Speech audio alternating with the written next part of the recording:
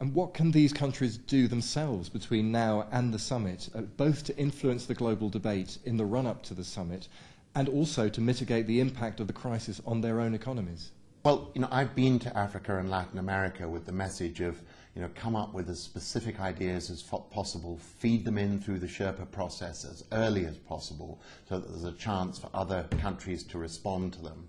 And in the case of Africa, for example, there is a so-called group of 10 of 5 finance ministers and 5 central bank governors chaired by the South African finance minister, which is pulling together an emergency recovery plan for Africa. Well, I hope that will be shared well in advance of the summit. There will be a chance for the traditional donor countries to respond, and I'm sure it'll have a range of things in it, from trying to protect levels of aid to trying to make sure that there is more activity by the World Bank and the African Development Bank, that there's more done in terms of trade finance, and above all, that free trade is kept open.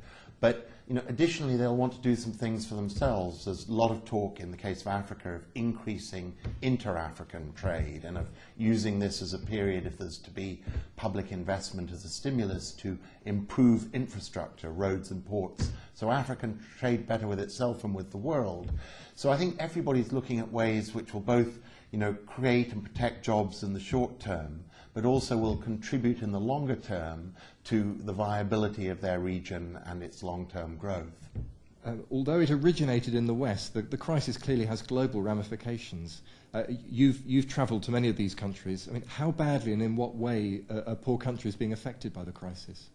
Oh, pretty bad, and it's differentiated and it's uneven. I was just in Brazil, where its growth rates are down to, some project, close to 0, but where it's a large market, it's relatively self-sufficient, it doesn't have a huge export dependence, and it has a very conservative banking sector, still with high interest rates. And certainly the view of Brazilians is they will weather this crisis better than most.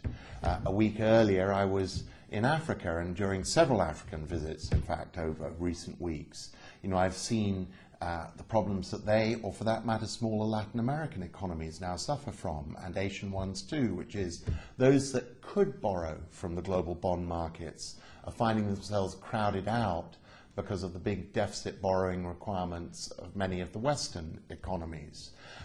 Those that couldn't borrow but were therefore dependent on strong aid flows from donors are worried that those aid flows are going to decrease because of the crisis. All of them, which are dependent on commodity exports, in general, find their earnings are down. Oil and gas earnings are obviously down. If you're lucky enough, some other commodities not down as much. Gold's not down. Cocoa in Ghana, where I was recently, is not down. But diamonds are down. So, across a range of things, people are suffering. And because the Western consumer, who's been, if you like, the engine of the global boom, or is quite simply not buying as much. Anybody who exports anything from textiles to radios to even foodstuffs is feeling a contraction in terms of their overseas markets.